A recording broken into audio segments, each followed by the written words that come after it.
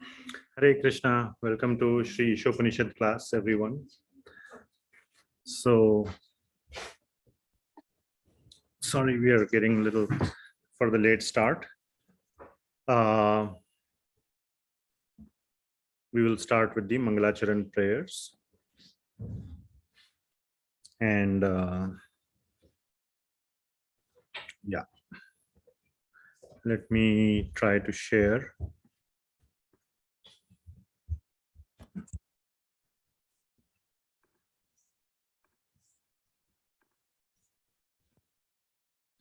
Om Jnanatimirandhasya Jnananjanashalakaya Chakshurunmilitam Yena Tasmai Shri Gurave Namaha.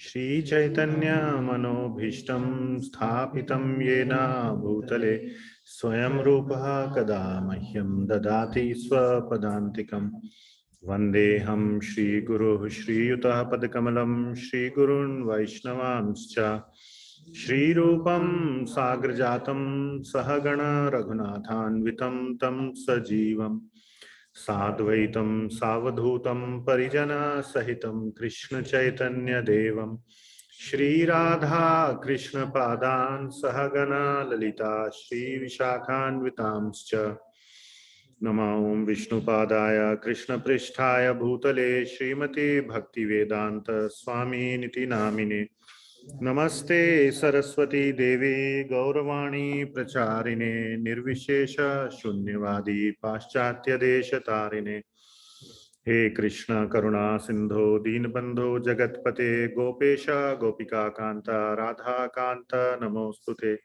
Tapta Kanchana Gaurangi Radhe Vrindavaneshwari Vrishabhanu Sute Devi Pranamami Hari Priye Vanchakalpatarubhyascha kripa sindhubhya eva cha patitanam pavanebhyo vaishnavebhyo namo namaha. Jaya Shri Krishna Chaitanya Prabhu Nityananda Shri Advaita Gadadhar Shrivas Adi Gaura Bhakta Vrinda. Hare Krishna Krishna Krishna Hare Hare Hare Rama Rama Rama Hare Hare. Srila Prabhupada ki jai. Okay. So here in the room today, so we are very fortunate to be at Dheeraj Prabhu Lavina Mataji's place and Madhav. Right? Did I get? We don't have a screen, so you can follow along on your phones. We'll just be, yeah. So, or you all know these invocation verses. Let me share for those online.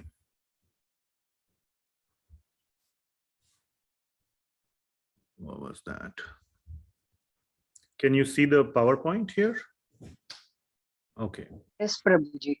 All right. Yes, So Prabhuji. repeat after me. So we recite these invocation mantras for Īśopaniṣad. Om Purnamadaha Purnamidam Purnamudachyate Purnamudachyate Purnasya Purnasya Purnamedaya Namadaya Purnamevavasishyate. The personality of Godhead is perfect and complete. The personality of Godhead is perfect and complete. And because he is completely perfect, Because he is completely perfect, all emanations from him, such as this phenomenal world, are perfectly equipped as complete wholes. as complete whole. Whatever is produced of the complete whole Complete whole is also complete in itself. is also complete in itself. Because he is the complete whole, Because he is the complete whole, even though so many complete units emanate from him, even though so many complete units emanate he from him, complete balance. he remains the complete balance. He remains the complete balance. He remains the complete balance. Very nice. Ishavashyam idam sarvam Ishavashyam idam sarvam kincha jagatyam jagat tena tyaktena bhunjitha agridah kasya svidhanam.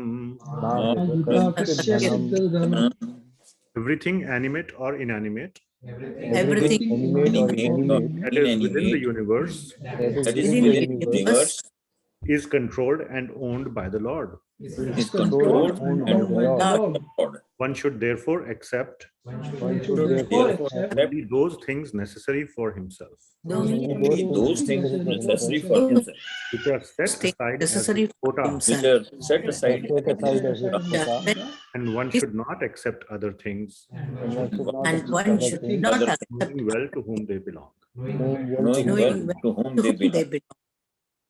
Thank you.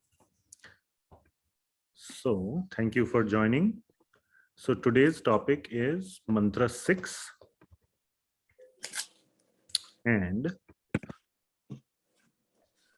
we are in the study of Śrī Īśopaniṣad, which is the foremost Upanishad of all the Upanishads. It's also known as the Ishavasya Upanishad. The first mantra is the most important, both the invocation and the first. The first one explains that the Lord is complete and whole, and we are parts and parcels of the Lord. And with that Ishavasya understanding that everything belongs to the Lord, we should remain content, santushta with what we have and not encroach on others' quota. And always remember that we are just caretakers of his property. We are not the owners. So that is the principle. So first 3 verses are describing this principle. The second and third verse describe the advantages of being aligned with Ishavasya principle. The third verse describes the harm or the warning or the of not being aligned with the Ishavasya principle. 4 and 5 are describing that the Lord cannot fit in our understanding, that he is inconceivable, and so many inconceivable aspects of the Lord are described. So that was another section. Today with mantra 6, we start the third section. So first section was Ishavasya, second section was inconceivability of the Lord, and the third section is that knowing that the Lord is so great and how to follow the Ishavasya principle. What is the practical way? So again, we came from theory, from which was the Purnamadaha, to practice, which is Ishavasya, to theory that the Lord is inconceivable, to again practice. So today is a section on practical application of how to be able to follow the Ishavasya principle, knowing that the Lord is present everywhere. In the 4th and 5th verse, we saw that the Lord is near and far, and so many other inconceivable things. He's inside and outside. So how to follow the Ishavasya principle, how to see the Lord everywhere. So that is the discussion for today. So I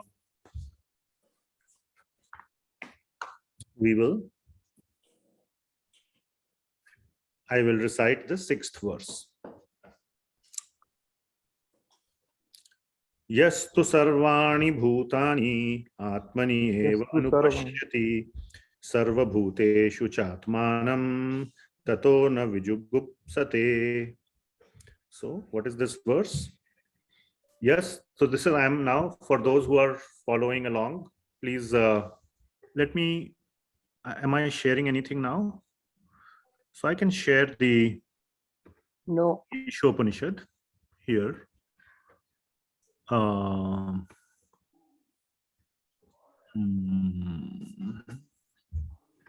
Database.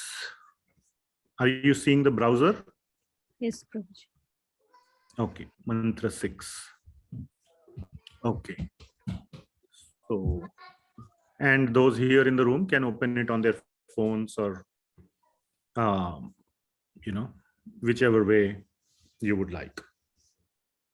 Or if you have data connection and want to join the Zoom, that's also fine. So, yastu sarvani bhutani, that he who for all living beings, sees is coming in the next line, anupashyati. So, but he who sees all living beings, Hare Krishna. So, sarvani bhutani, all living entities, sarvani bhutani. Yastu means one who, all living entities, atmani eva anupashyati, means that one sees, anupashyati. This word anupashyati is important. Sees, anupashyati means sees, atmani eva. Eva means only, atmani. Now here there is a very important point here, just for the pleasure of our dear Narottam Vilas Prabhu. Srila Prabhupada is translating Eva as only here. So very interesting. I made a note of that. So anyway, that's a private discussion with me and him on a different topic. Anyway, so Atmani eva anupashyati. So only as Atmani, as a spirit soul. So one who sees all living entities, Sarvani Bhutani, as spirit souls. Okay. Sarveshu, Sarva Bhuteshu Chatmanam, and sees that that the Supreme Lord is within.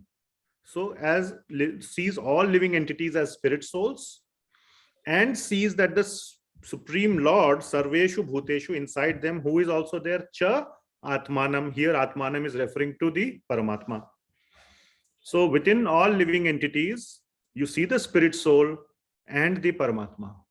One who sees like this, Tato na viju gupsate, he does not hate anyone, which means he loves everyone. All right. So in essence, Srila Prabhupada has given a very nicely integrated translation. He who systematically sees everything in relation to the Supreme Lord, who sees all living entities as his parts and parcels, and who sees the Supreme Lord within everything, never hates anything or any being. Okay. So very simple understanding is one who sees that the Lord is within everything, within every living entity, and the living entity is a spirit soul, basically. Such a person never hates anyone. There is a very, very equivalent verse of this in Bhagavad Gita. Which one is that? There are so many, but one of them comes to mind, which is also one of the famous verses. So I will show here. It is in 5th chapter, 18th verse. Vidya Vinaya Sampanne Brahmane Gavi Hastini Shuni Chaiva Swapakecha Panditaha Samadarshinah. So this is also talking about Samadarshinah. Sees everybody as the same. Who sees everybody as the same? Panditaha. So basically this verse, this is just not describing Pandit like normal we see Panditji. Not that. Panditaha means a fully self-realized soul, a pure devotee. That is the understanding of Panditaha. So Vidya Vinaya Sampanne, one who is fully knowledgeable about all the Shastra. Srila Prabhupada will say that in the purport, in the other verse, the Īśopaniṣad verse, which is Atmani eva anupashyati. So this anupashyati means seeing, not just seeing like with material vision, with spiritual vision, one who sees. So here also Panditaha Samadarshinah. Samadarshina means seeing with spiritual vision. So one who sees Vidya Vinaya Sampanne, this Vidya is the Jnana, the spiritual Jnana. So with that Vidya Chakshu or Jnana Chakshu, one who sees, what does he see? A Brahman, a Gavi means a cow, Hastini, elephant, Shuni, dog, and Chaiva Shva Pake means one who eats a dog, very, very low class person, dog eater. Panditaha Samadarshina. So a Pandit sees everybody equally. So that is the meaning of a Pandit. So this is the essence of the verse. All right. Now, in Srila Prabhupada's purport, he has, like we usually just go through his purports and little bit expand on it. And today's topic is very interesting. So today's topic, we are going to discuss first 3 verses of or paragraphs of Srila Prabhupada's purport in detail. Because in those 3 paragraphs, Srila Prabhupada is describing 3 levels of devotees, bhakta. So one beginning level is called Kanishtha bhakta. Then there is madhyama bhakta and uttama bhakta. So these are the 3 paragraphs that are being dedicated to these 3 levels. So which type of bhakta is this verse describing? Yeah, you cannot get higher than Uttama bhakta. uttama bhakta. You can't go higher than that. Seeing everybody as parts and parcel, as a spiritual being, not so completely spiritual vision. So there are 3 levels of bhaktas. So today's class mainly, or at least half of the class, will be dedicated to discussing these 3 levels in detail. So this also describes the gradual advancement of a person who has come in devotional life, in the life of bhakti, or in the journey of bhakti, how he makes progress, and what are some of the things to watch out for, to be careful about, and how to continue to make steady progress instead of deviating. Because when you are a beginner, there is a possibility, like, before you graduate college, you may drop out. Not a dropout like Bill Gates, or where they drop out, and not that, but you actually drop out and then you do something useless. So that you don't drop out and come into material life again, you continue in your spiritual journey. So this whole discussion of these 3 levels of Kanishtha bhakta, madhyama bhakta, and uttama bhakta has been exceptionally beautifully described in Chaitanya Charitamrita. Chaitanya Charitamrita contains some of these gems, and within chapters there are various sections which describe some of these gems. So let me take out. So those of you who are, so am I screen sharing? I can screen share. So is the screen viewing? Probably not. Okay. So we will go to Chaitanya Charitamrita. This is Madhya Lila, chapter 22. Very, very important.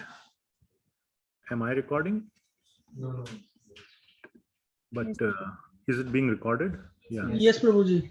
Okay, that's important.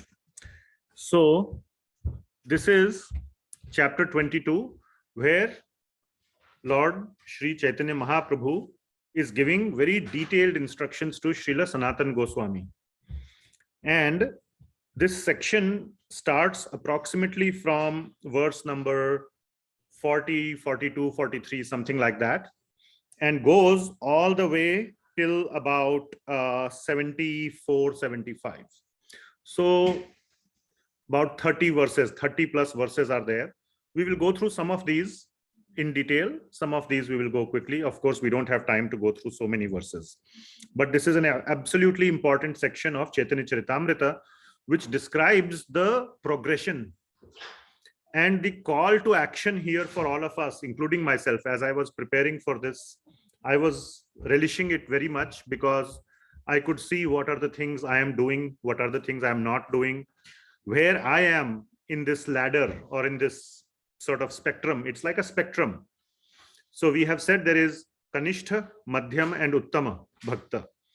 It's not just 3 sort of solid buckets that if you are in one, you are exactly in that one. It's a spectrum with approximately 3 divisions, and you could be anywhere in these. So for some of the aspects, you may be in,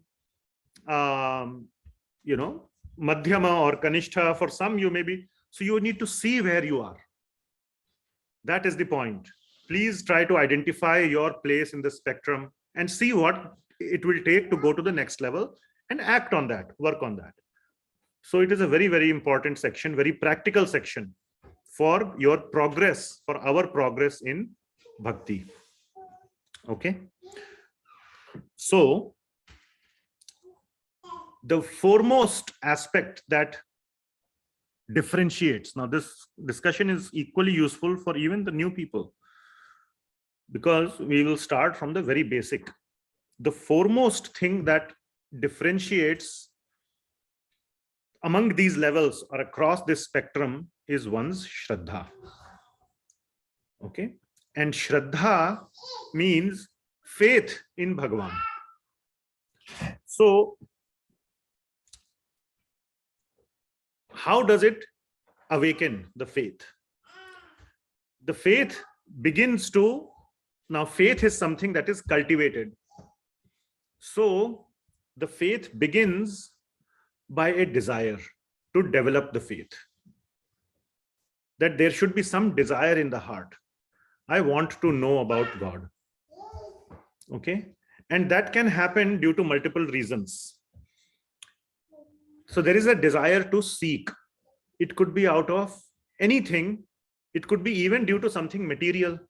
As Lord Krishna very nicely says in Bhagavad Gita in verse number 7, chapter number 7, verse 16. There are 4 types of people who begin to develop faith in me. Artha, Artharthi. Those are the 2 material levels. Where somebody wants something material. I want this, I want that. Then the next level is Jigyasu. They are just curious why it is happening. So curiosity is a very nice place to start the inquiry. In another class we were discussing, it took Newton to be curious to discover gravity and pretty much the whole of physics. He saw an apple falling. So many people have seen apple falling before that also. But it took him to see the apple falling to be curious. Why did it fall? So curiosity. Many people see many things in their life happening. Why did this happen? Such miraculous things happen in our life also. And yesterday only we were discussing with a devotee, such miraculous things happen. That he was carrying a plate of prasad in his car, big plate. And that devotee is sitting right here, Prasun Prabhu. So, and he didn't know what to do with that. And he was just driving the car. Somebody started honking from behind. And then first he kept driving. Then he started honking and giving the light dipper more and more. Then he stopped the car. Then that person came and said, do you have some food? And he was like, and this was prasad that he was carrying in his car. And he was thinking whom to give it to. It's late in the night. There is nobody to give it. You cannot even throw it. And like that. So these kind of miracles happen. Now, how probable is it that this could happen? That you were looking for somebody to distribute some prasad to, and somebody is honking, stopped your car and asked, do you have something to eat? Highly improbable, I would say. It has never happened in my life. So has it happened in anybody else's life here, except his, of course? So multiply that probability or by that much. So, or whatever, that probability even further reduces. So how probable it is? Very, very, very unlikely. That should make our jigyasa more. Why did this happen? That must be there is somebody orchestrating this plan. Who is that?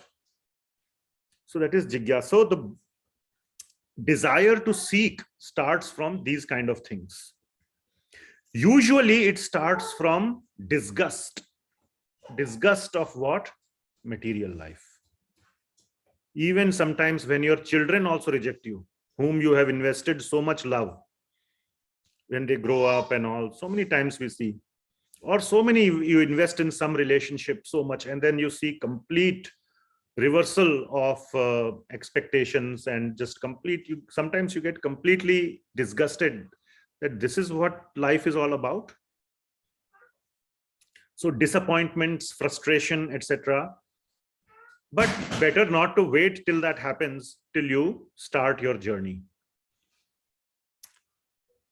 And so I will now share from this, we will see verse number 45. So let me go to the advanced view. For those who don't know, Vedabase has this advanced view, which is a very, very beautiful feature.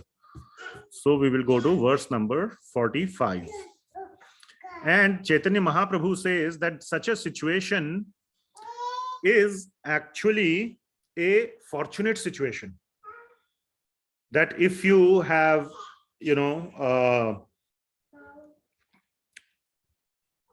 your materialistic mentality is destroyed, is very fortunate. So this verse says, Kona bhagya karo samsara kshayonmukha haya sadhu sanghe tabe krishna rati upajaya.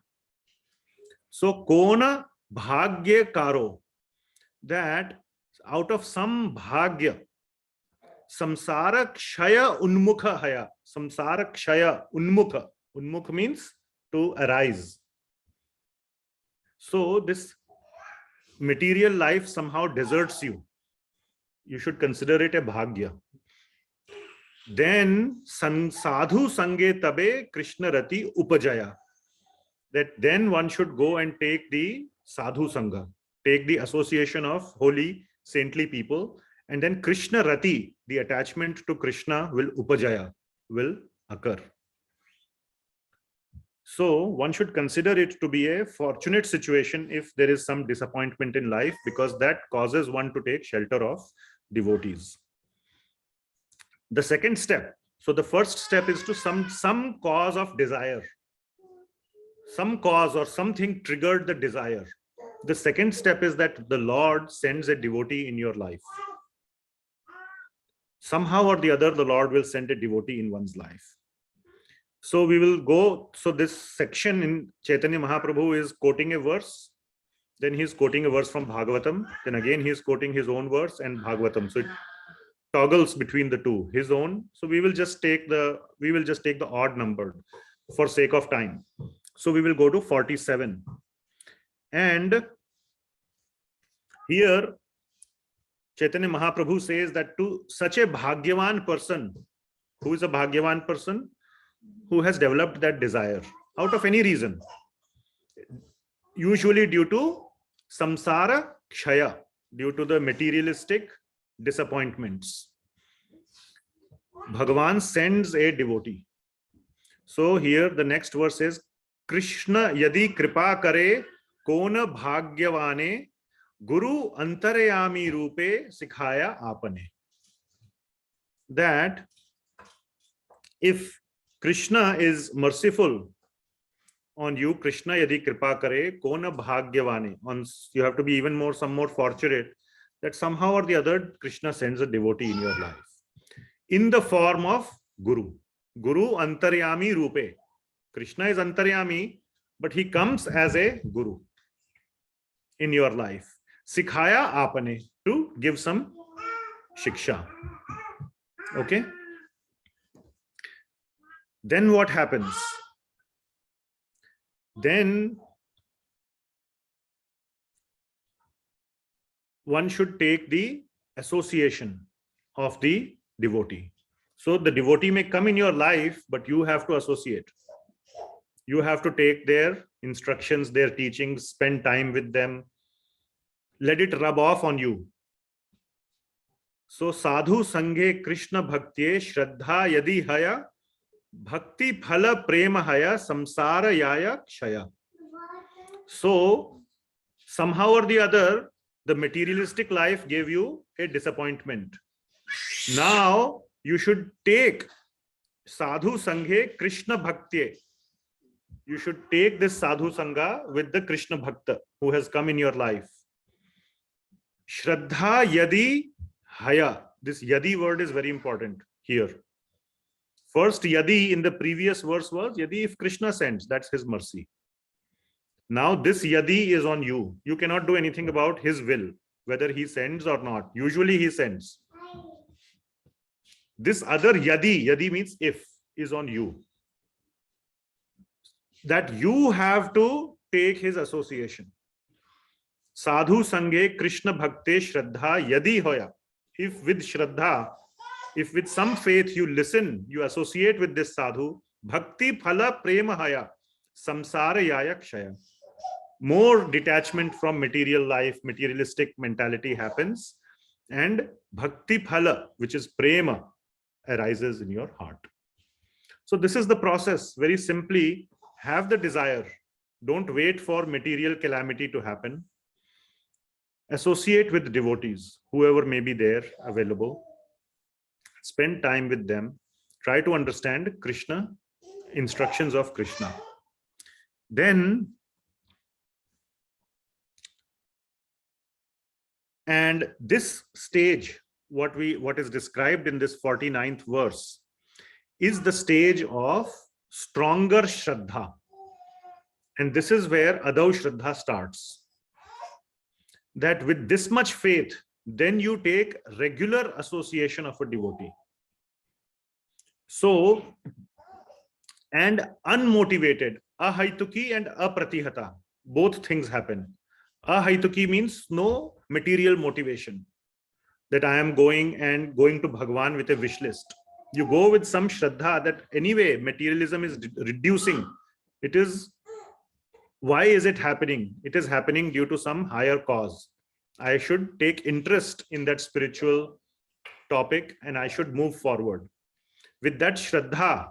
So that is what is Adau Shraddha, with no material motivation, ahaituki, and take regular association, apratihata, unbroken, which means regular, consistent association of devotees. You do sadhu sangha. And that is what is described in verse number 51, which we will discuss, which we will see now. So verse 51 is showing that devotee association is so important, so very important, that without that bhakti cannot arise in one's heart. It says, Mahat kripa vina kona karme bhakti naya, Krishna bhakti dure rahu, samsara nahi kshaya. That Mahat kripa vina, without the mercy, without the blessings of a Mahat, means of a devotee, one cannot give up this materialistic mentality. So once the devotee association comes, grab onto it. Otherwise, you will fall back into materialistic mentality. Okay, material world has deserted me once, maybe next time it won't. So you keep trying that and you give up this association. So that should never happen. Krishna bhakti dure rahe. It will stay far away only. And you will go back to materialistic mentality. So again, the importance of devotee association is so much stressed upon here. So then one comes to the, once one starts doing some bhakti, one understands at least I should worship God. All right. So this is the Kanishtha stage. So we will now see the Kanishtha stage. So like I said, this is the starting point where Srila Prabhupada's purport begins. That one starts some bhakti, at least a little. What is that little bhakti stage? He starts going to the temple. Maybe there is still some material motivation. Maybe there is still some, hope in the outside world, but at least one starts some bhakti. So in each of these three stages, there are two verses which we will go through for each of the three stages. One again by Chaitanya Mahaprabhu and one in Srimad Bhagavatam. So very, very important, these three verses of Srimad Bhagavatam for the Kanishtha stage, Madhyam stage and Uttama stage are extremely important. And many, many acharyas have written very detailed commentaries on each of the three stages. So we will go through some of the points. So in verse, now we'll jump to verse number 64, where we will see Chaitanya Mahaprabhu describing these three stages. Shraddhavan Janahaya Bhakti Adhikari Uttama Madhyama Kanishtha Shraddha Anusari. So Shraddha Anusar, according to, Anusar means according to. Shraddha, there are three divisions: uttama, madhyama, and kanishtha. So shraddhavan jana haya bhakti adhikari. That means they have that much possession of bhakti. Adhikar means possession, or but it means how much bhakti you have. Depends on your level. The level depends on your level of shraddha. Shraddhavan jana haya bhakti adhikari. Then there are three levels according to shraddha anusari: uttama, madhyama, kanishtha. So what are these three levels? So again, as I said, now we are going to go and we will see many people will see themselves in somewhat Kanishtha stage, little bit in Madhyam stage, more in Madhyam stage, less in Kanishtha. Some may see some qualities of Uttama, some of Madhyama. So there is a whole spectrum. Please try to see what are the things you are doing that are of that level and how to go to the next level. So a Kanishtha. So we will start with Uttama Adhikari. So Uttama is the topmost. And this verse of Īśopaniṣad that we are discussing is describing the Uttama Adhikari, that who sees the Lord in everyone, in all living entities, and sees all living entities and as part and parcel, as a spirit soul, and sees that the Lord is also present in every living entity. That person is a Uttama Adhikari. So Chaitanya Mahaprabhu describes, so there are two ways of understanding, or two things to be understood. One is based on one's vision. And the second one, this is based on the Srimad Bhagavatam, based on one's vision. So a Uttama Adhikari will see everybody as parts and parcels of Bhagawan. That's the vision. How one becomes that, Chaitanya Mahaprabhu is describing.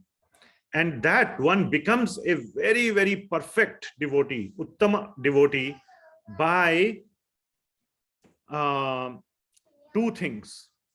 One is strong faith in Bhagawan, and nipunn, which means expert in shastra. And we will see why.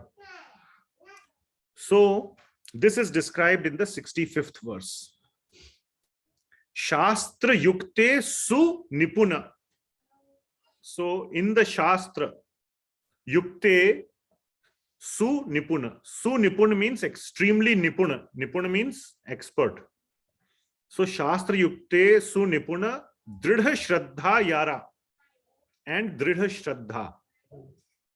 Very strong faith in Bhagavan. Uttama adhikari sei taraye samsara. So that person is known as Uttama adhikari, and taraye samsara. He can deliver the whole world. So that is Chaitanya Mahaprabhu's definition of a Uttama Adhikari. So what are the two qualities described here of Uttama Adhikari? One is very strong faith in Krishna, that no matter what happens, Krishna will protect, like Prahlad. He was not afraid when Hiranyakashipu was trying to attack him in so many ways. He had full faith in Krishna. And even if one dies, it's just the body which is dying. The soul always in shelter of Krishna. Always, nothing can happen.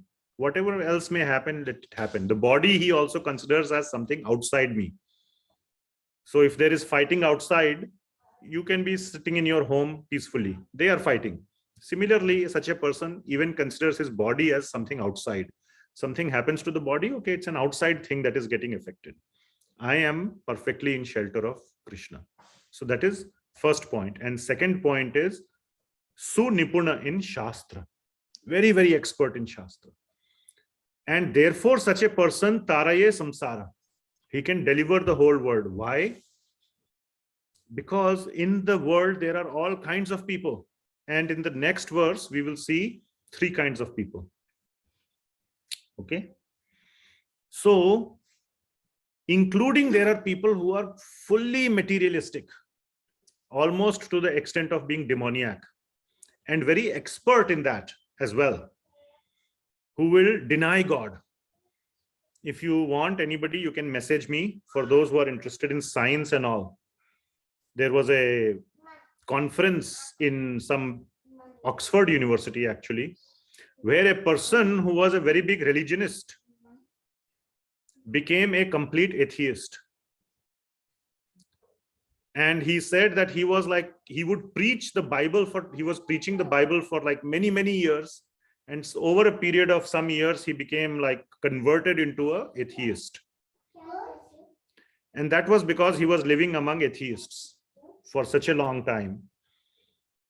And he was giving all these arguments. He says, I will give you the insider arguments of why God doesn't exist.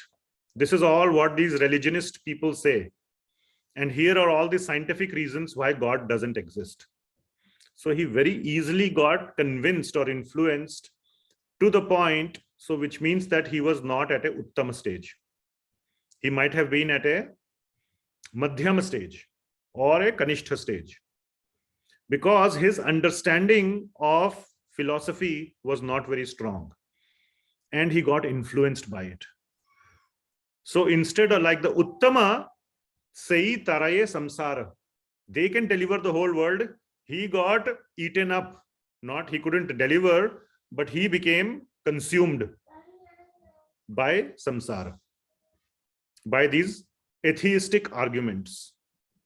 So the biggest, that's why shastra yukta is very important, because he could not, this person could not counter argue all those arguments. So therefore, very strong nipunta, very strong expertise in shastra is required so that you can counteract all the arguments that may be thrown at you. And once you are very nipunn in shastra, then you can go to anybody. Then you can also go into Oxford University.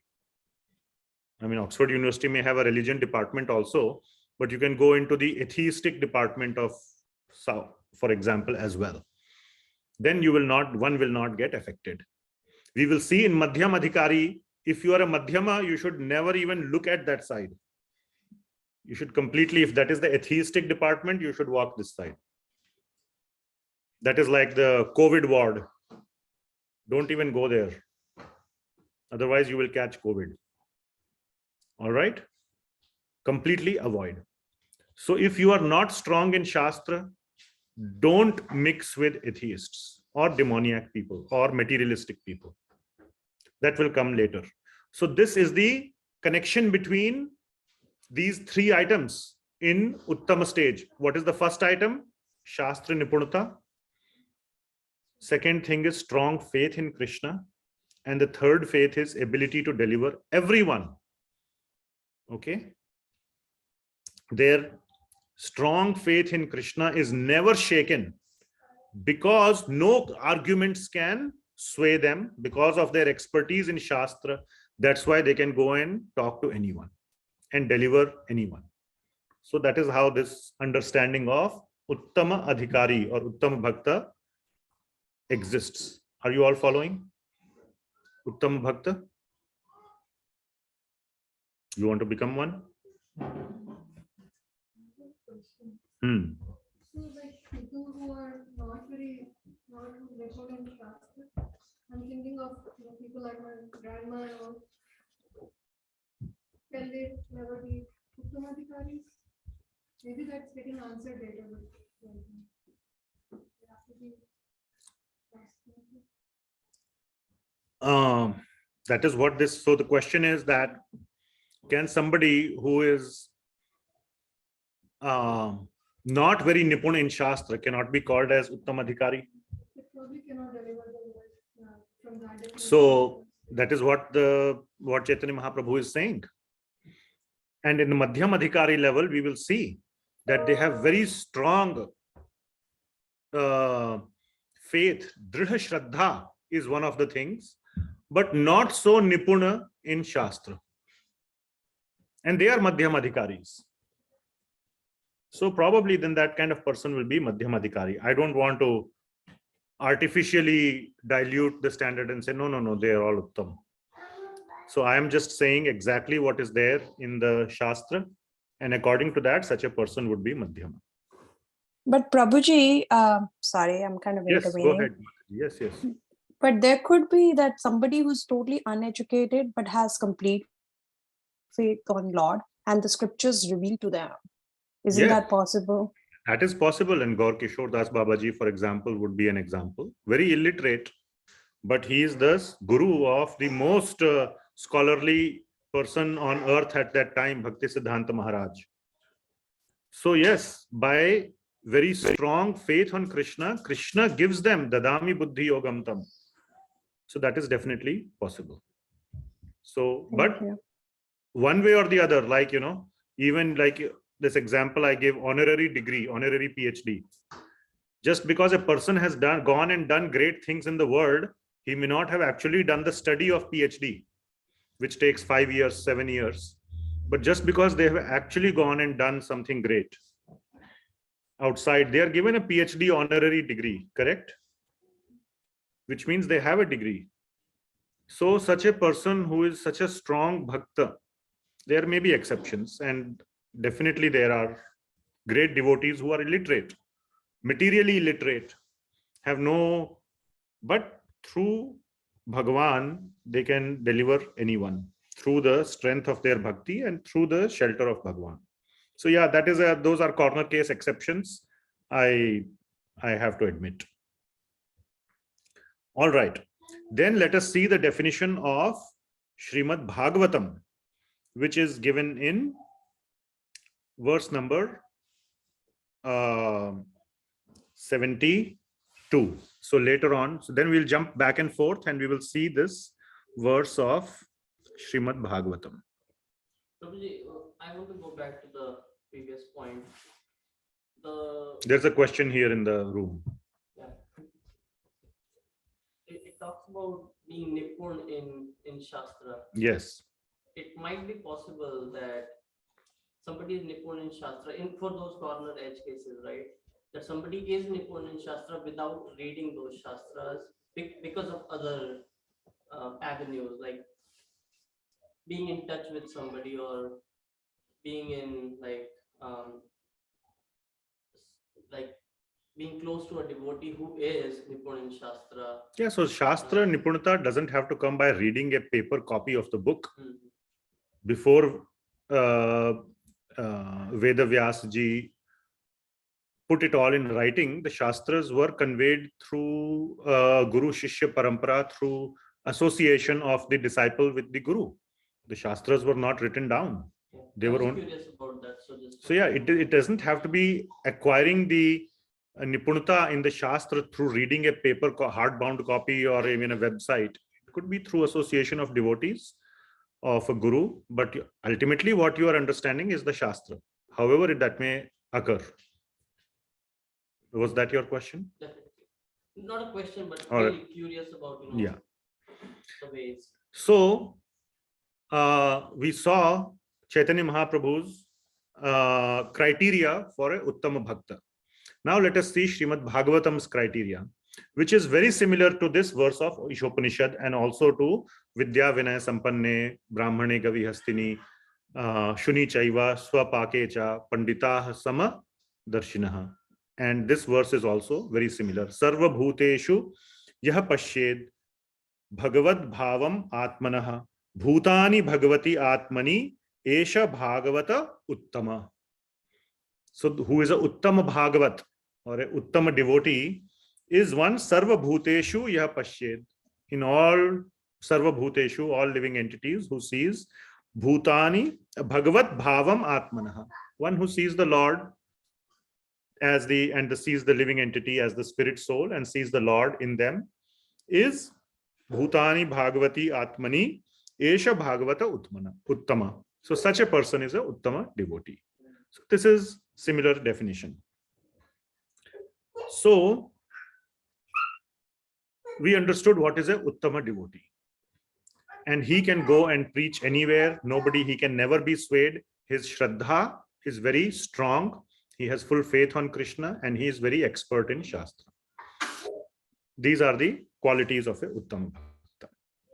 So I am not definitely a Uttama Bhakta, not in this lifetime and not in many lifetimes. So let us discuss something more practical. This is the ideal theory, like up there. This is like hopefully after some lifetimes we can get there. Now let us see where there is some possibility of some things to be real for us. So which is at the madhyama bhakta level and then Kanishtha bhakta level. So in the Chaitanya Charitamrita 67th verse, we will flip back and forth. Chaitanya Mahaprabhu is describing Madhyama Bhakta. So Madhyama Bhakta, he says, Shastra Yukti nahi jane dridha. Okay, Shastra Yukti nahi jane. He does not know the Shastra very strongly, but he is shraddhavan. His shraddha is very strong. What is not strong is the Shastra Yukti. But his faith, his shraddha, his dedication is extremely strong. Madhyama Adhikari say Maha Bhagyavan. So this person cannot deliver the whole world, but he is Maha Bhagyavan. He is extremely fortunate that he is able to have very strong faith in Bhagawan. And his Shastra knowledge is not that good. It's not like it's zero, but it's not that good. So we will see the effects of this in the Srimad Bhagavatam verse. What should he do? So this is just describing the characteristics. So very beautiful, one of my favorite verses of the Srimad Bhagavatam. And this in the Srimad Bhagavatam here references are given. So this is verse 72 here. And you will see here, this is from Bhagavatam, Canto 11, Chapter 2, verse number 45. So, sorry, not 45, 46, 73. This is Madhyama Bhakta. So what it says, please listen carefully. Ishvare tad adhineshu balisheshu dvishatsu cha prema maitri kripa upeksha yah karoti sa madhyamaha. Please pay attention on every word. I will do a anvaya or breakup of every word. So there are 4 things being described here. All right. How this devotee, madhyama, yaha karoti sa madhyama. Everybody wants do's and don'ts. Karoti means do's. This is what he does. Not do's, but the does. Yaha karoti. This is what he does. Who does? Sa madhyamaha. So this is what he does. So are you interested to know what he does? So this is broken down into 4 parts. Ishvare tad adhineshu. So this is how he interacts with these 4 categories of people. Ishvara is also a person. We established that. So how he interacts with Bhagavan. Ishvara tad adhineshu, one who is a full devotee. Adhina means who is completely has taken shelter of Bhagavan. So a devotee of Bhagavan. So how he interacts with Bhagavan. What is number 2? How he interacts with devotee of Bhagavan. Third one is balisheshu. What is balisheshu? A person who is like a child, which means an innocent person or a ignorant person who does not know anything about Bhagavan. And the 4th one is dvishatsucha. Dvisha means it is the root coming from dvesha, which means one who is against Bhagavan. An atheist or a demoniac person. How he interacts with these 4 categories? First one is prema. So prema is applying to Ishvara. So what does he do? He has love for God. Prema, which is a very, very high level of bhakti. So he has very strong bhakti. Tad adhineshu, which means for the devotees, prema maitri. So it is like 1-to-1. It's like a mapping. In a verse, it is shown like this mapping. 1, 2, 3, 4, A, B, C, D. So 1A, 2B, 3C, 4D. You are following? So prema for Ishvara, maitri for tad adhineshu, maitri for the devotees. He's a friend. He wants to associate. What do you do with friends? You associate with them. You spend time with them. You love your friends also. So maitri with the devotees. Kripa. Kripa means mercy or blessing on the Balisheshu, means the innocent or the ignorant.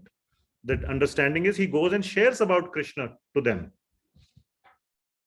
He goes and spreads the message of Bhagawan. Though he is not nipunn in Shastra, whatever little he knows, he can go and spread. And also by his actions, not by his words, but also by his example. He goes and mingles with the innocent people. There is no harm for this person to mingle with the innocent people or the ignorant. Ignorant doesn't mean like ignorant, but ignorant about Bhagavan. All right. Basically, the people who are just doing their duty, their job, whatever, but they have not had an opportunity to get to know Bhagavan. And upeksha.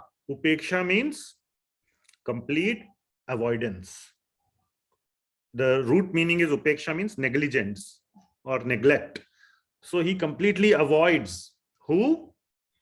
Dvishatsu, those who are against Bhagavan. He does not want to contaminate himself. That is the COVID ward. Don't go there. Otherwise, instead of trying to help them, yes, they also need help. COVID patients need help. But unfortunately, their situation is such that before you can help them, they will injure you. What is the point? So let Bhagavan take care of them. Let uttama Adhikaris, the top doctors who know all that with space suit and all, they will wear, and they will go and take care of them. I will go and help the homeless people on the street. But let me not go into the COVID ward. Otherwise, I will catch COVID. What's the use? You don't want that. So similarly, you don't want your bhakti to be destroyed. By interacting with such materialistic people, they will make such arguments. That video I was talking about, I will never send you a link. Because who knows, you may get swayed by his arguments. I heard it and then I actually stopped it halfway. I mean, he wasn't making, I had responses to every argument he was making. He was kind of pre-assuming everything from science, because he was saying, who has seen God? Nobody has seen. We have seen the Higgs boson. By the way, I know a little bit about Higgs boson also. We have never seen Higgs boson. So that is a very good YouTube video which may have 1 million hits. So the serious people will, even the scientists will agree, nobody has seen Higgs boson. You have seen the effects of Higgs boson. We have covered this in previous class. So you have seen the effect of the effect of the effect. Then you say, oh, this effect of the effect of the effect is there. Therefore, there must have been a Higgs boson. So all this anyway, but I stopped it. It was anyway useless, waste of time. But don't even, who knows who might get swayed by watching that kind of, those kind of arguments. So Madhyam Adhikari never goes in that area. He stays away. That is upeksha. Yaha karoti sa madhyamaha. This is what a Madhyama Adhikari does. All right. So how to progress? Okay, so one thing actually we are going to discuss Kanishtha later. So for uttama Adhikari, there is no progress. He's already as high as it gets, correct? Madhyam, we can discuss how to progress. So how to progress from Madhyam stage? So what is the lacking part in Madhyama? Understanding of Shastra. So what is the way of progressing? By understanding Shastra, very simple. And association of uttama Adhikari. And what do you do in association of uttama Adhikari? You talk about cricket? No, you talk about Shastra. So also it is only Shastra only, but association of uttama Adhikari itself is very beneficial. And of course, when you associate with uttama Adhikari, they are not going to talk nonsense anyway. They will talk about Shastra only. So you will anyway get that. So increase one's Shastra. And in the commentaries of Acharyas, they have quoted this verse, which I really want to show, which is, so let me open this, go here. How to study Shastra. This is a verse that you must always remember, how to study Shastra. And this is given in the last chapter of Srimad Bhagavatam, 12th canto, 13th chapter, 18th verse. So the last line, So very, very beautiful verse. First it sings the glories of Srimad Bhagavatam. Srimad Bhagavatam Puranam Amalam Yad Vaishnavanam Priyam Yasmin Paramahamsyam Ekam Amalam Jnanam Param Giyate Tatra Jnana Viraga Bhakti Sahitam Naishkarmyam Avishkritam.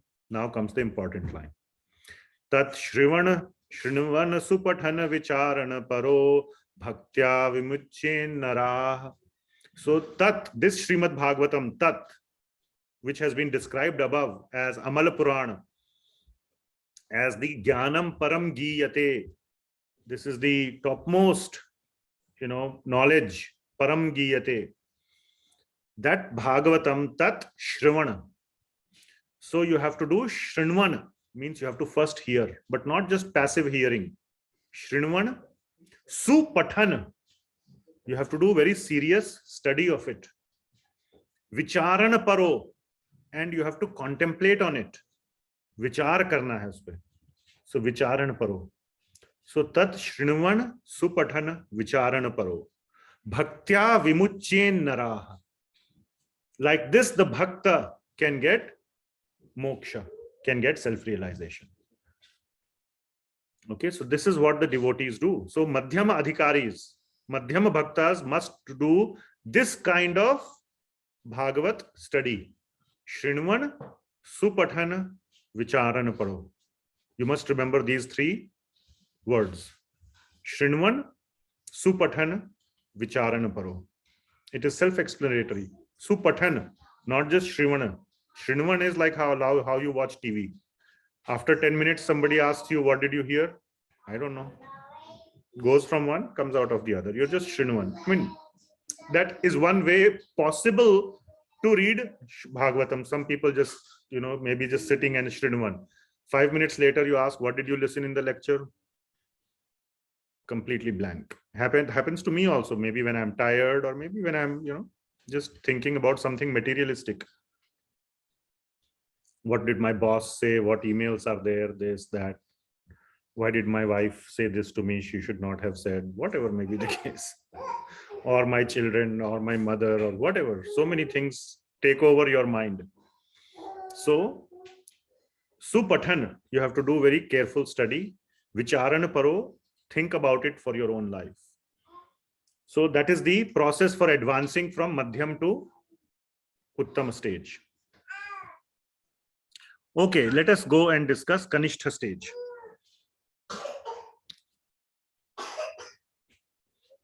So, Kanishtha stage is described in the 69th verse. So, what is the Kanishtha stage? Yahara Komal Shraddha. So, for the Madhyam stage, what was the Shraddha? Shraddha was what? Dridha. Very strong. Lacking? Shastra. So, here, Shraddha is Komal and there is no mention of Shastra.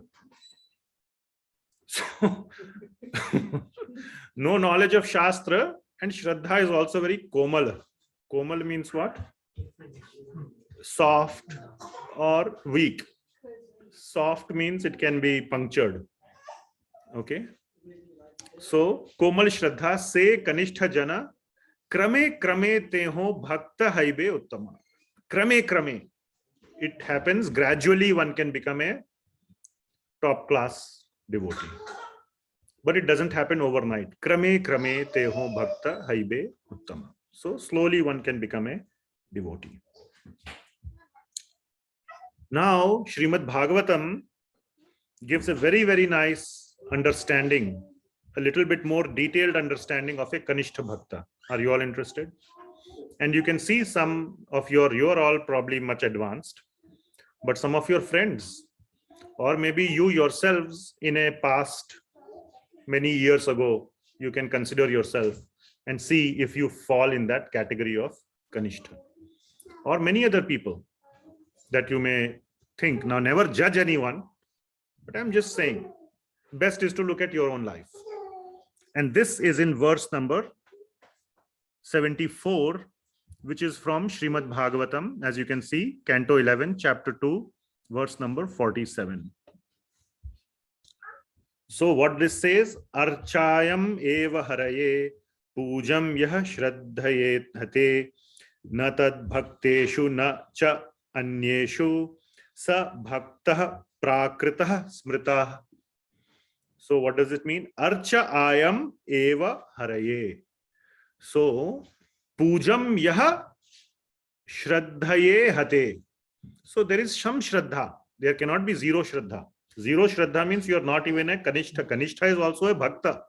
Kanishtha person is not a complete materialist. Materialist means what? Eat, drink and be merry. Khao, piyo, mast raho. Who is Bhagawan? Who is nothing? No anything. So there is Kanishtha means beginner. It doesn't mean he is a complete jerk or a complete, there is bhakta. So these are 3 levels of bhakta. So there's nothing wrong. He's actually much better than the others. So what does he do? Acharya ayam eva haraye pujam. So which means he does puja of Bhagawan, but where acharyayam, which means where the archana happens. Where it happens? In the temple. So he worships the Lord in the temple. All right. Outside, khao piyo mast raho. Inside the temple, you go and do. So he maintains like a 2 compartments of life.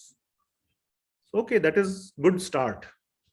So you go to the temple, you do puja, you do worship, but then outside you are back to your own ways. And depending on how much time you do there or how regularly you go there and how much you don't, that much komal or soft is your bhakti. It can be punctured, ruptured. Then na tad bhakteshu cha anyeshu, which means he doesn't have any regard or respect for devotees of the Lord. So they will just come to the temple and worship to Bhagawan. If a devotee is sitting there, bhai aap kaun? I don't know you. Or thoda side, please, I want to see God. Aap log thoda, move to the side. So no respect for devotees. That is point number 1. No respect for, no regard for devotees, only Bhagawan. So they consider Bhagawan as, okay, Bhagawan, yes, I have respect. That too in the temple, but not to the devotees. That's not okay. Okay. He's very far from seeing Bhagawan in everyone. He cannot even see Bhagawan in the devotees. What to speak of seeing Bhagawan in, in an animal or in any person. He only sees Bhagawan in Vigraha or a Murti of Bhagawan. So he has no regard for a Bhakta, cha anyeshu. And he does not even have any nice behavior to anyeshu, means all other people. So which means he is a materialist. To outsiders also he doesn't behave properly. As a devotee is supposed to behave. He behaves in a materialistic way with normal people. So which means he maintains a bipolar life. In the temple with shraddha, genuine shraddha is there. But only in the temple to God. Whereas the temple is actually supposed to be the house of devotees more than God. God doesn't even need a temple. He is everywhere. So temple is a place where instruction and education happens through the words of shastra by devotees. That is the purpose of a temple. So he is not interested in all that. Such a person, sometimes, what to speak of no respect to devotees, he even criticizes devotees. Oh, temple is not, you are not keeping it clean. Or today's prasad, why is it less? I got less prasad. It got over. Why it is not cooked nicely? That day prasad was very cooked nicely. Today it is not nicely cooked. Some people will call and say, today who has made prasad? Oh, then I will come to temple. Oh, that person has made prasad. Aaj kya karenge jaake? So something like, so they may, even criticize or, something like that. And they have this compartmentalization in their life. But they are still a devotee because they have some rudimentary faith. Again, these are various levels within Kanishtha. So you can see where your level is. So, but there is some faith. So some rudimentary faith is there. And for such people, their faith is weak and therefore it can be broken at any moment. For the madhyam, the faith is very strong. For these people, it is very weak and therefore it can be broken at any moment. If something happens in their life, then they will blame God. And then that little faith it was there in that murti of Bhagawan, which will also go away. So very quickly, these people should try to come to the position of strong faith. And how that happens is by Vaidhi Sadhana Bhakti, by following the rules and regulations of Bhakti under the guidance of senior devotees. One should very quickly start following the rules and regulations by doing Vidhi. Vidhi means the processes of Bhakti. Navadha Bhakti is the best process. Among the Navadha Bhakti, the first two, Shravana, Kirtana, and Vishnu Smarana, are very, very potent ways of doing Bhakti. So that is the discussion on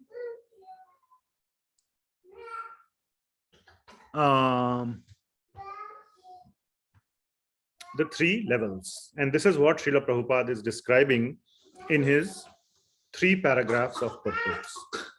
Any questions at this point?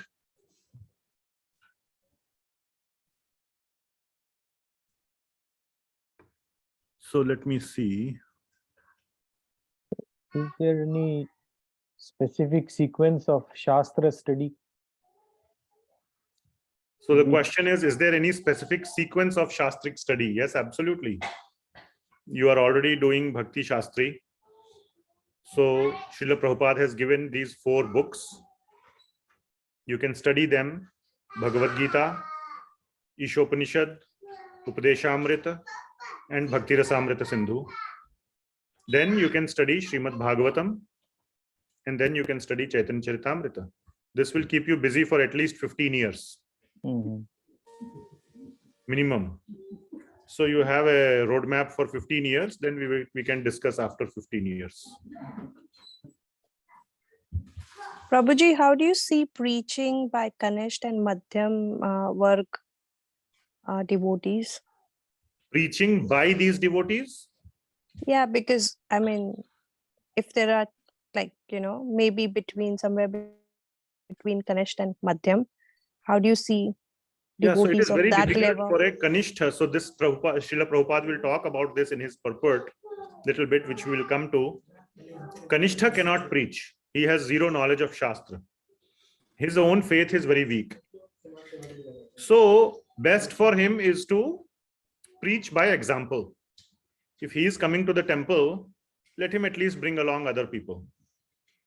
Now, I mean, of course, you are not at a Kanishtha level by the definition. Definition of Kanishtha is he does not know any Shastra. But the moment you start gaining knowledge of Shastra, you begin to convert or you say upgrade into the Madhyam level. Madhyam person should definitely preach a lot. Now depends on how much Shastra you know. You means whoever is in question, and then he can go and share that much. So, and the best is to share by example, and whatever else you know, you can share. And you don't have to become, when you are preaching, it is not also necessary to imbibe all the qualities that you are preaching. You can say, I am also trying like this, but this is what Bhagawan says. So put it on Bhagawan. He is imbibing all the qualities which he is preaching. Or you can say, Acharyas say, they are imbibing all the qualities. You can just say, I am a messenger. With that truthful disclaimer, you can preach. But you must be able to answer some basic questions if they are asked, which Kanishtha will not be able to do, but Madhyam can do, because he has some knowledge of Shastra.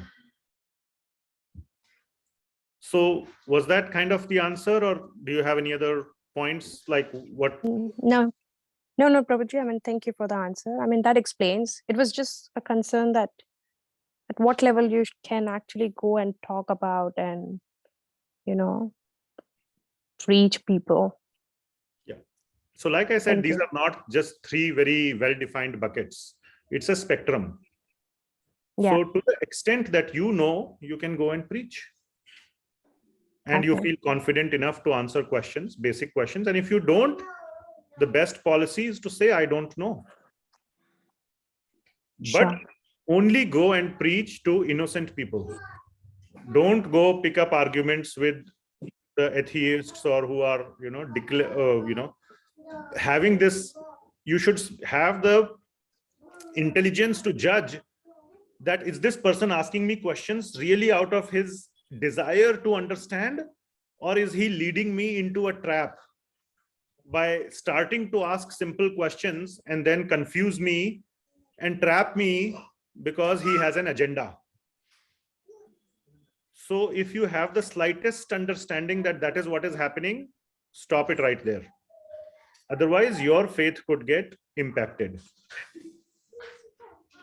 But to the simple people, those who do not have any agenda, who genuinely are looking for some kind of understanding, go and share with them.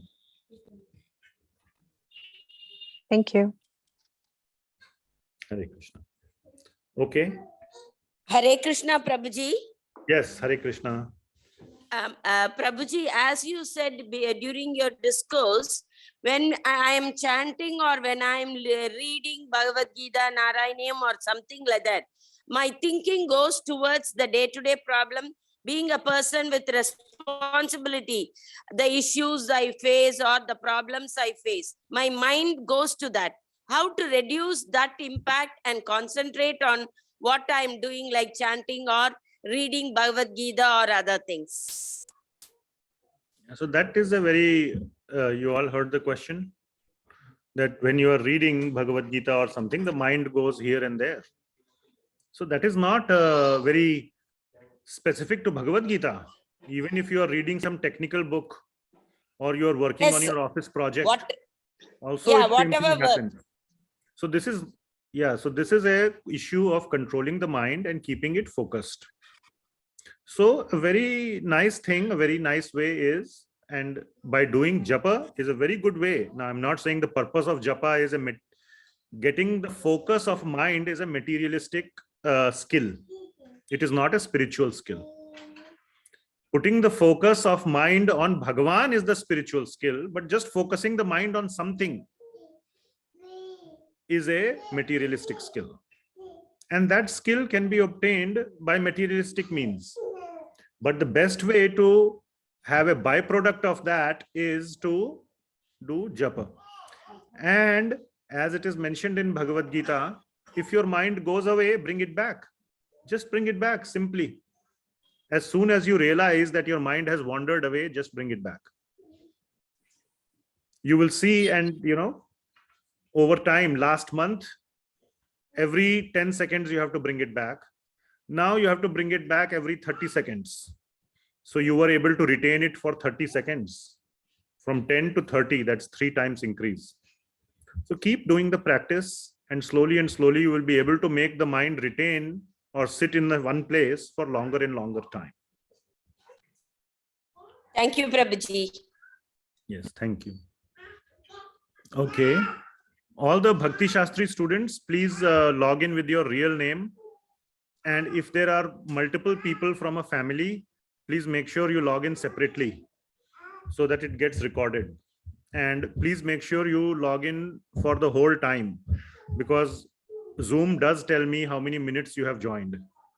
So I do keep track of that, just for your information. So you cannot just log in for 5 minutes and drop, hoping that the name will get recorded. It does tell me how many minutes you have joined. Any other questions? Otherwise, I have like about few more minutes of class to go. There are some long questions, but my screen is very small. I can't read.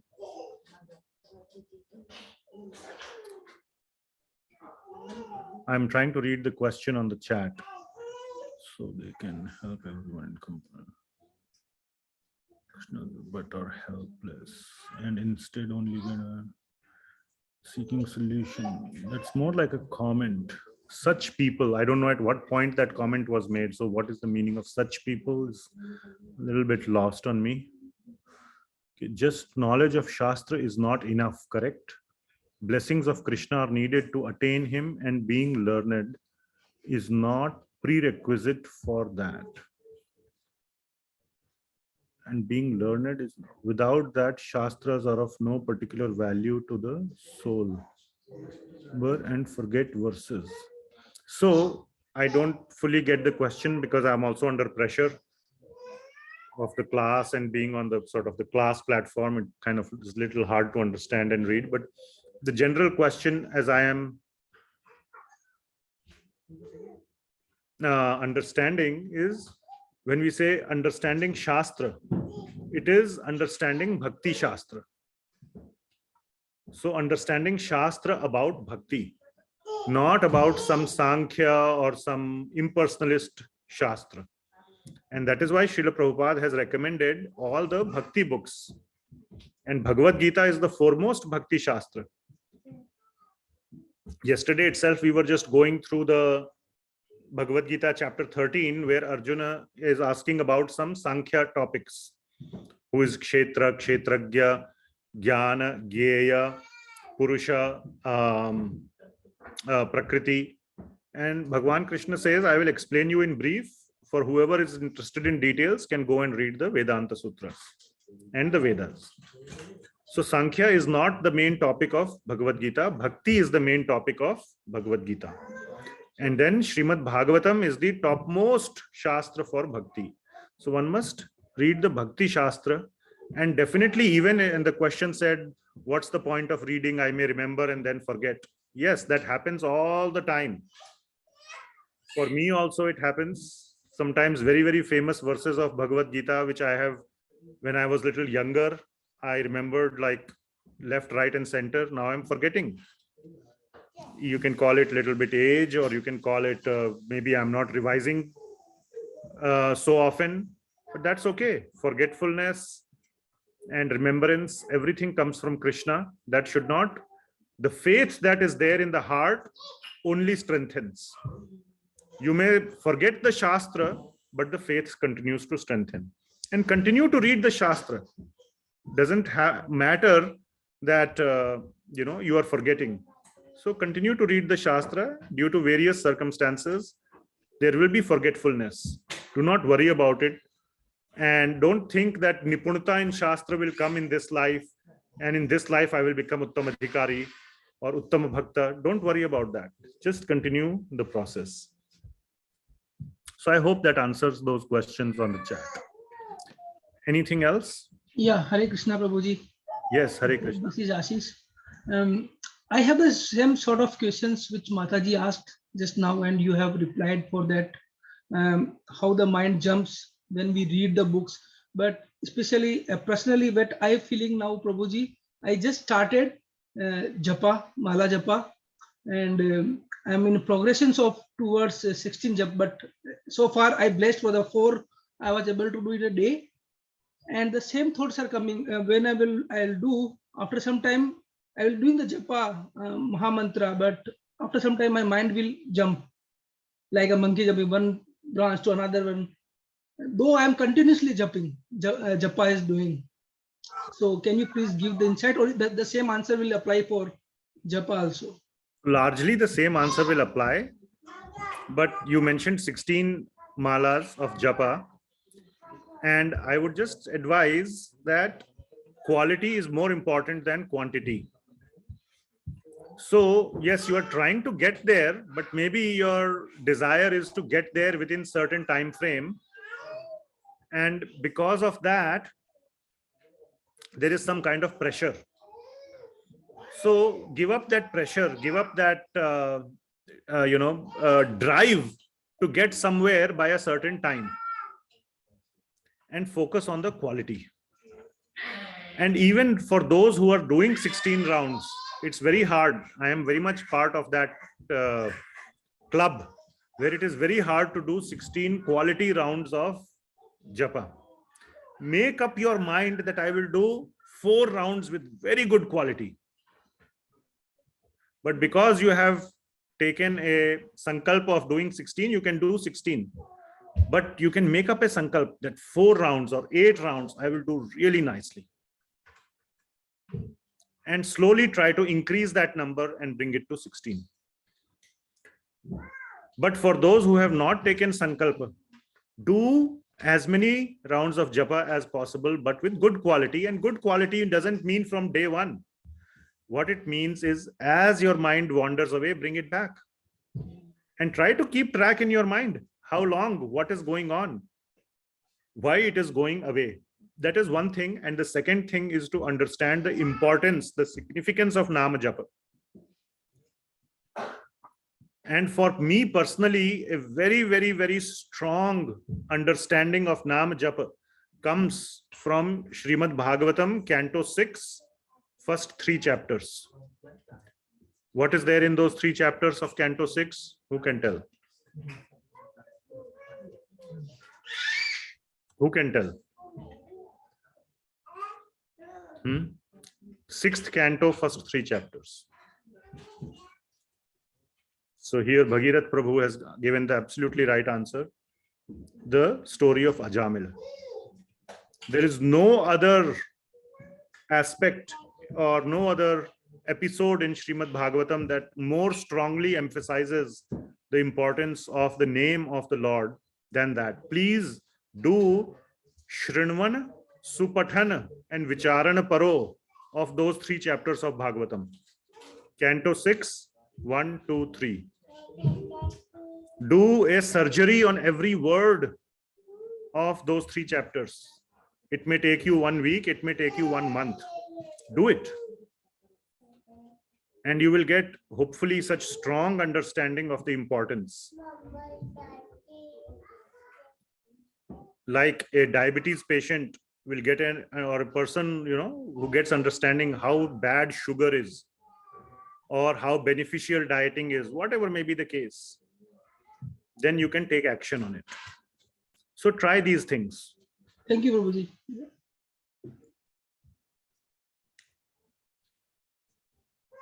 Okay, so let us move forward. I will share my screen and we will quickly cover. So summary of Srila Prabhupada's purport, and some new points are being made. The first 3 paragraphs we have gone in great detail. Kanishtha Adhikari, madhyama Adhikari and uttama Adhikari. Then in 4th paragraph, Srila Prabhupada is saying that this Kanishtha, madhyama and uttama are supposed to be at a spiritual level, not at a bodily level. Many people are trying to say I am uttama Adhikari, but at a bodily level, which means I will try to do philanthropic activities for the whole world. I will uplift the whole world from poverty. I will end world hunger. I will do this, I will do that, I will do that. You can also say I will gain independence from this country, Indian independence. Okay, so today you are born in India, so you are fighting for Indian independence. Let us say India got independence or some country. Always in this world, some country will be under some captivation. Isn't it? Today it is Ukraine, who is under the threat from Russia. So after your death, what if you are born as a Ukrainian? Again, you are in captivity. So every lifetime to lifetime to lifetime, you're just fighting for independence. So all these things which are philanthropic are at a bodily level, and it is false philanthropy. You are just catering to that one body, that lifetime. You may have solved the problem of hunger or poverty. What if in next life you are born as a cat or a dog? Then what? So best philanthropy is spiritual philanthropy. And that is uttama Adhikari. Otherwise, trying to say that I will solve all the problem or the problems of all the people is not possible at a bodily level.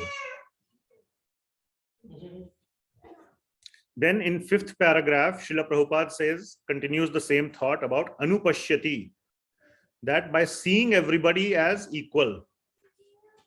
So that seeing is not material seeing, oh, all people are equal. What about the spirit soul that is still bound in this material world? So we must try to free the spirit soul, not just the body. And in the last paragraph, we will see that uttama adhikari, I'm just going to this last line. So it's not that the uttama adhikari doesn't care about the body, but he serves the body of a person because it is a body housing the spirit soul. And the body automatically gets served as a byproduct. So you go and give prasad to a homeless person, to a hungry person, whoever, but you give it with the consciousness that this is prasad, not just food. So yes, the body gets nourished, but by eating prasad, the soul also gets nourished. So the body is automatically benefited as a byproduct, but the uttama adhikari goes and helps or uplifts the soul. So this vision, this anupashyati, comes from spiritual vision, from the vision of acharyas, from the Guru Parampara. And then Prabhupada goes on to say that there are so many commentaries written on Vedic literatures by unauthorized people. Only the commentaries which are written by acharyas in a valid, in a bona fide parampara, in a Guru Shishya parampara, are to be considered authorized. Otherwise, there are so many people, there are at least like 300 or 400 commentaries on Bhagavad Gita. Out of that, 95% are written by just some people who have no connection to any parampara. So they can all call themselves commentators on Bhagavad Gita, but they are all unauthorized. So only acharyas coming from parampara have that jnana chakshu, and they are the ones who can do this anupashyati. And because they have done the real anupashyati, they can see the living entity, the spirit soul in every living being. Therefore, they can write proper commentaries which can uplift the whole world. Otherwise, they are all cheaters.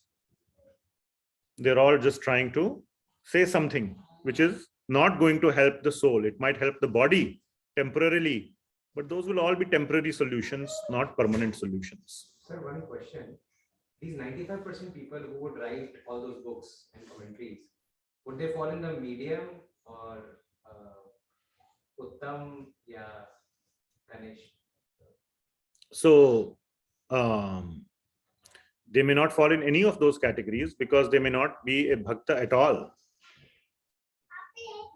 I have seen commentaries on Bhagavad Gita which talk about, I don't remember the names or anything, how to become rich using Bhagavad Gita, or corporate management principles using Bhagavad Gita, or this or that, becoming healthy. There are few verses in Bhagavad Gita which talk about what are the healthy foods, unhealthy foods in 17th chapter.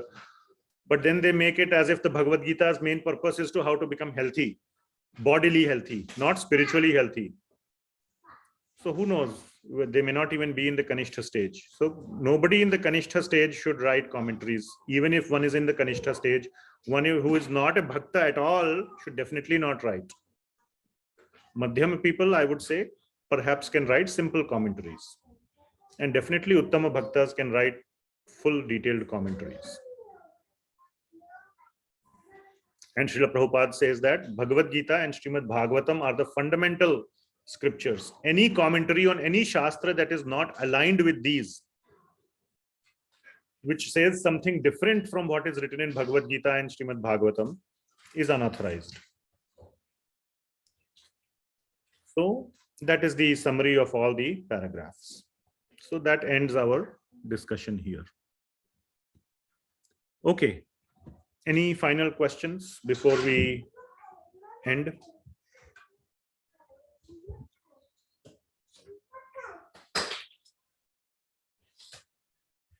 All right. Thank you so much. Srila Prabhupada ki jai. Srila Prabhupada ki jai. Jai. Hare Krishna. Thank you. Hare Krishna.